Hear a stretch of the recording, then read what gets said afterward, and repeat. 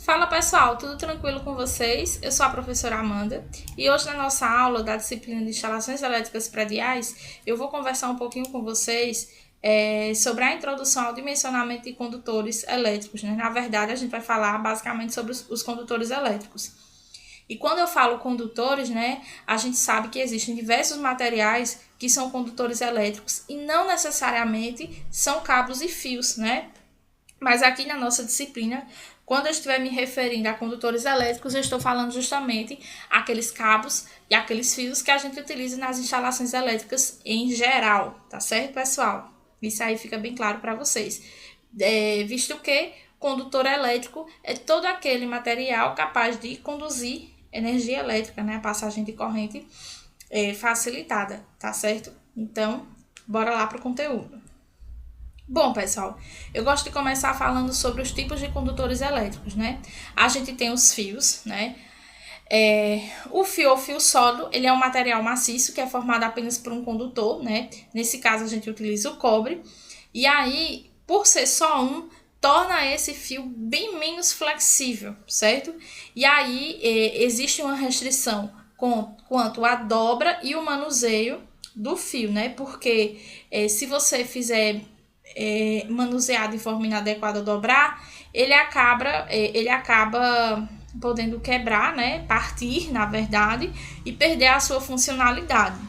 E aí, seu uso ele é mais restrito para instalações de iluminação simples, tomadas de uso geral e chuveiros elétricos. E uma outra desvantagem desse tipo de condutor elétrico, né, que é o fio, é que a sua seção transversal ela é limitada a uma área de no máximo 10 milímetros quadrados. Aí, em seguida, a gente tem os cabos, né? O cabo, ele é bem mais interessante que o fio, visto que ele é formado por vários fios de cobre, né? Que são torcidos, encordoados, né? E aí, o objetivo disso é facilitar o manuseio do cabo, né? E aí, garante a ele uma maior flexibilidade e a possibilidade de você fazer dobras sem que ele se parta, né? Sem danificar a sua estrutura.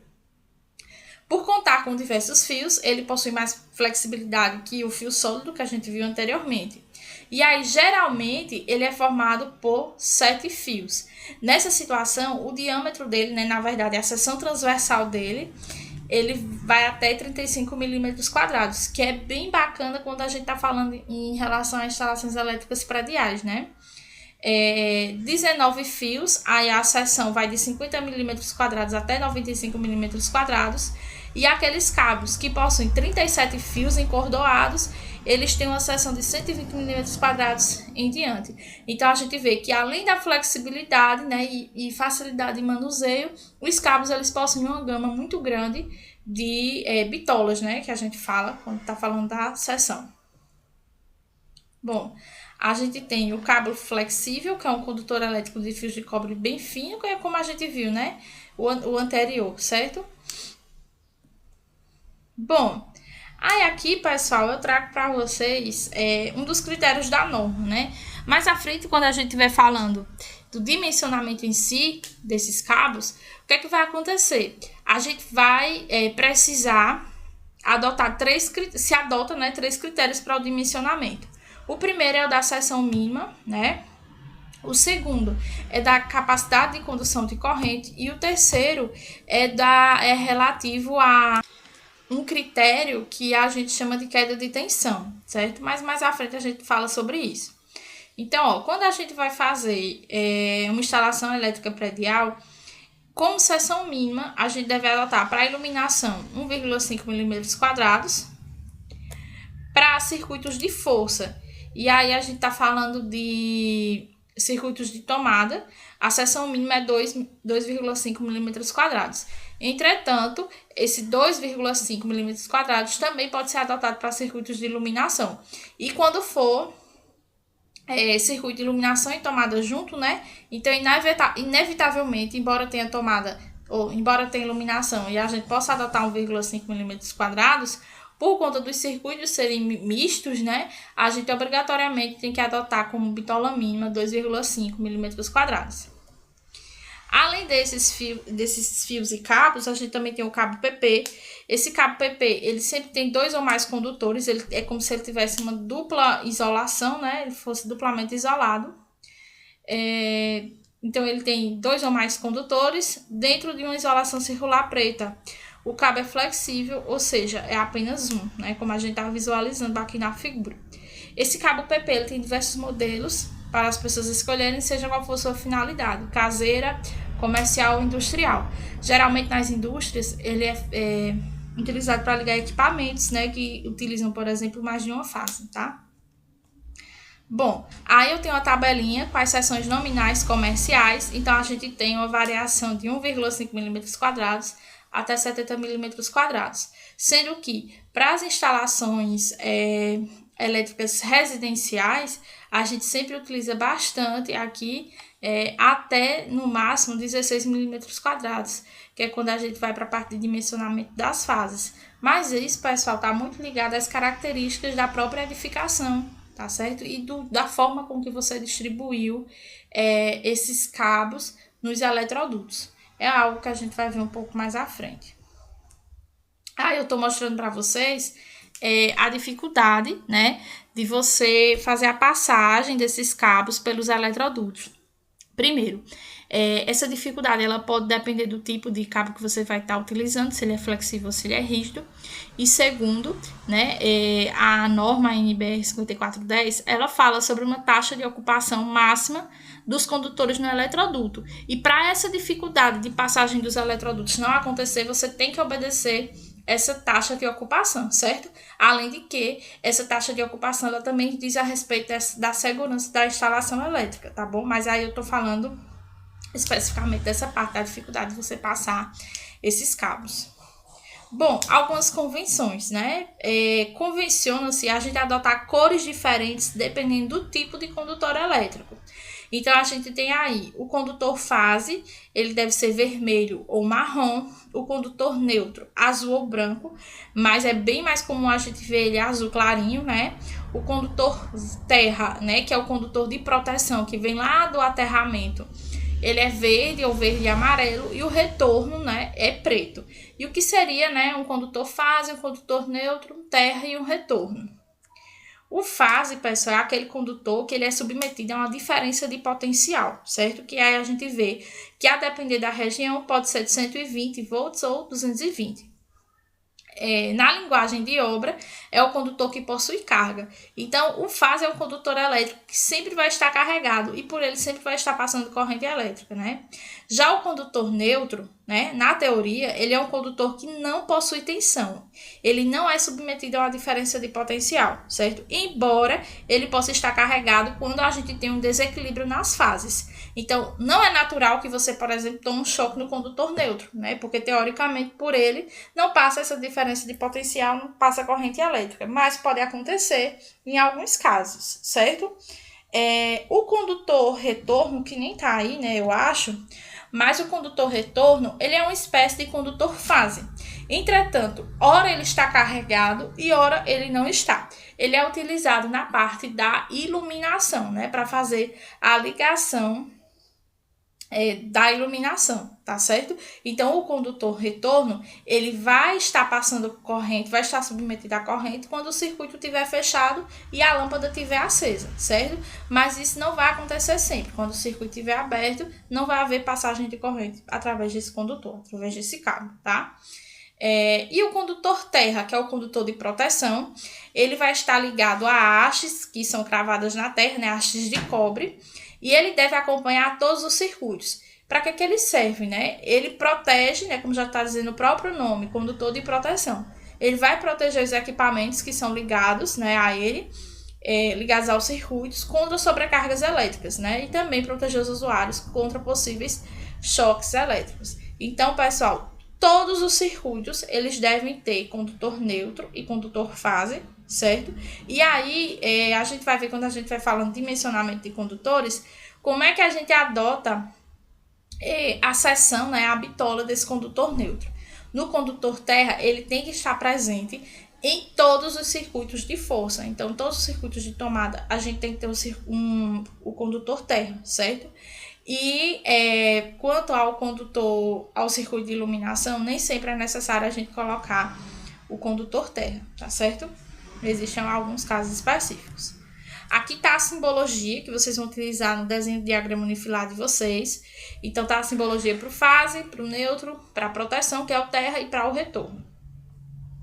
Aqui, pessoal, eu tô mostrando para vocês algo que vocês já viram, né, durante as minhas aulas, que são alguns tipos de ligação, né?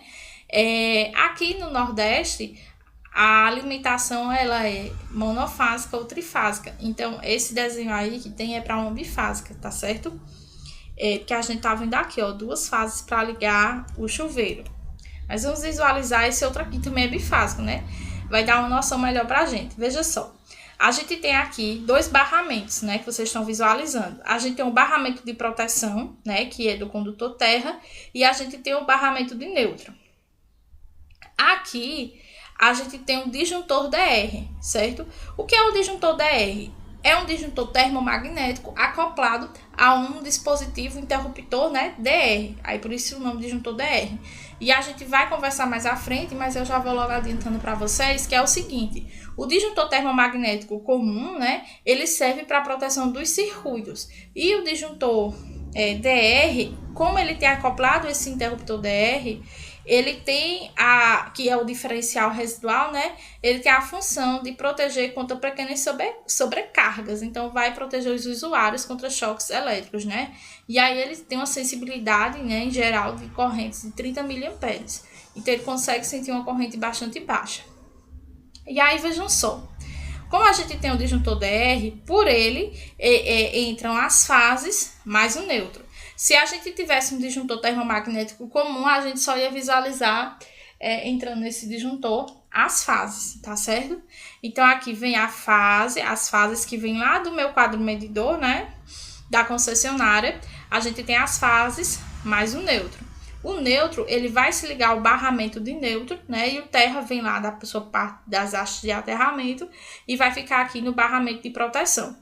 Cada parafusinho desse aqui, ele vai se destinar a um circuito diferente. Então, dele vão partir outros nêutrons, né? E, nesse caso, outros condutores de proteção. Aqui, ó, a fase, ela vai para o barramento da fase, né? Então, a gente tá vendo aqui as fases vindo para esse barramento de fase. E aqui a gente tem os disjuntores monopolares, que são os disjuntores dos circuitos terminais. Então, os circuitos elétricos, em geral, né, eles são ligados a um disjuntor, né, só, monopolar. Pode acontecer de ser ligado a mais, como, por exemplo, no caso de você ter um motor trifásico, e aí ele precisar se ligar em 3 fases, tá certo? Aqui a gente tá vendo um circuito de iluminação. Então, o que é que a gente pode visualizar? O fase, ele vai sair aqui do teu disjuntor, né, monopolar, e aí, ele vai para o interruptor. Então, a gente vê aqui uma bifurcação, ó, no interruptor. Do interruptor, sai o condutor retorno, né? E o condutor retorno, ele vai para a lâmpada. O neutro, por sua vez, ó, já bifurca aqui na lâmpada. Nesse caso, essa iluminação aqui tem aterramento, né? Vocês estão visualizando.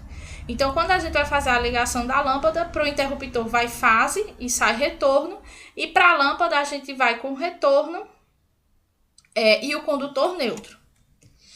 Aqui na outra situação, né, a gente tem outra configuração. A gente tem o barramento de proteção aqui, ó, onde a gente tá vendo que essa tomada aqui, ela tá sendo aterrada, certo? Aqui a gente tem o disjuntor termomagnético comum e aqui o interruptor DR, certo? Então, é uma configuração um pouco diferente. Aqui a gente tinha o interruptor, o disjuntor DR, que funcionava para todos os circuitos, e aqui, nessa configuração, a gente vai ter um interruptor DR para cada circuito, que seria, pessoal, o ideal, né? Assim, seguido do disjuntor termomagnético, né, terminal lá do circuito, você ter acoplado o interruptor DR, seria o ideal, né? Mas é um pouco mais caro. Então, a gente vê aí, ó, a fase entrando no disjuntor e aí indo para o interruptor, né, DR. E aqui, ó, o neutro ligado apenas no interruptor. Então, a fase vem aqui para a tomada e o neutro também. E aí, a gente sempre lembra, circuito de força, né, seja tomada de uso geral ou de uso específico, sempre alimentado por fase, neutro e terra. Necessariamente, gente, temos que dimensionar os 3 condutores, tá bom? Aí aqui, pessoal, só mostrando algo também que a gente já trabalhou bastante nas aulas, que é a ligação paralela ou three-way, ou ainda vai e vem, né, em algumas regiões. Esse tipo de interruptor, ele é utilizado em escadas, em ambientes grandes, ou quando simplesmente você deseja, através de 2 interruptores, né, diferentes, acionar uma lâmpada. E aí vocês estão vendo como é que funciona, né? Tem outros esquemas que eu vou mostrar para vocês, mas aí dá para perceber como é, ó. A gente tem a fase vindo lá do nosso quadro de distribuição dos circuitos e tem o neutro. O neutro, ele para na lâmpada, né? A fase, aqui, ela vai para o interruptor. Aí lembra que eu falei anteriormente, no interruptor sempre entra fase e sai retorno. Só que no caso do interruptor three-way, ele tem 3 bornes, né? Tem 3 parafusinhos lá dentro. Então, nesse primeiro interruptor aí que vocês estão visualizando, chega a fase, né? E a gente tá vendo aqui, ó, 3 condutores. Então, desse interruptor chega a fase e saem 2 retornos. Ao passo que nesse interruptor chegam 2 retornos e sai o terceiro. Esse terceiro aqui, ele vai ligar a nossa lâmpada. Vamos ver mais outros esquemas, tá certo? Olha, eu gosto bastante desse esquema aqui, embora todos esses, né, mostrem a mesma coisa. Aqui a gente tem o neutro vai para a lâmpada, né, a proteção aqui para a lâmpada. O fase, ele vai para o interruptor, tá vendo? Aí o interruptor, a fase, ela fica no borne central. Aí desse interruptor que a gente tem a fase, partem 2 retornos, tá vendo? E aí para outro interruptor, no borne central a gente tem um retorno que se liga à lâmpada, né? E chegam 2 retornos que saem desse primeiro interruptor, certo? Então, aqui, ó, no primeiro interruptor chega a fase e saem 2 retornos. Do interruptor que liga-se à lâmpada, né? Chegam 2 retornos e sai um terceiro, certo? Nessa situação aqui, é como se essa lâmpada tivesse desligada. Por quê? A corrente, ela tá passando aqui pelo fase. Aí, olha só como é que tá a posição do interruptor. Então, ela vai aqui percorrer o caminho por esse retorno, só que ela não tem como passar para chegar até a lâmpada, tá vendo? Se essa posição tivesse aqui, ó, o que que ia acontecer? A corrente viria por aqui, ó, e tranquilamente ia acender essa lâmpada, tá certo? Então, ó, nesse esquema aqui de cima, a gente tem sim e não, né? Por que aqui não? Porque aqui o neutro, ó, ele tá bifurcando para um interruptor, né? E a gente viu que o neutro, ele fica na lâmpada, né? Então, aqui a ligação tá incorreta. Agora, esse está correto, porque, ó, o neutro vem, bifurcou aqui na lâmpada, né? O fase, ele vai para o borne central do interruptor e desse interruptor, ó, saem 2 retornos, ó. 1, 2, né? Que são ligados aqui nesse outro interruptor. Aí, ó, desse interruptor, a gente vê partindo um terceiro retorno que é ligado na lâmpada também. Aqui, ó, pessoal, partindo do borne central. Aqui nessa ligação, a mesma coisa, ó. A gente vê o neutro bifurcando, indo aqui para a lâmpada, o terra bifurcando, vindo aqui para a lâmpada. E aí, ó, o fase bifurcou, ó, veio para o borne central do interruptor. Desse interruptor, ó, partiram 2 retornos, tá vendo? Um para cá e esse outro retorno para cá, né? E aqui, ó, desse outro interruptor sai um borne com retorno que se liga diretamente à lâmpada. Interessante desse esquema, ó, que a gente vê a representação dentro do eletroduto, né? A representação unifilar, que a gente fala, né? Então, a gente tem uma linha aqui, ó, puxando, a gente tem condutor fase, neutro e terra. Aqui, ó, fase, neutro e terra. Aqui é como se fosse outro eletroduto. Nesse eletroduto, a gente tem o quê? Ó? Chegando fase e saindo 2 retornos. E nesse eletroduto daqui, né, ligado a esse interruptor, a gente tem chegando 2 retornos e saindo um terceiro para a lâmpada, tá certo? Então, é interessante ver esses esquemas. E espero, pessoal, que isso ajude vocês no desenho do diagrama unifilar, certo? Na próxima aula, a gente vai conversar sobre os critérios de dimensionamento desses condutores. Espero que vocês tenham entendido, espero que vocês tenham gostado. A gente se vê na nossa próxima aula. Tchau, tchau!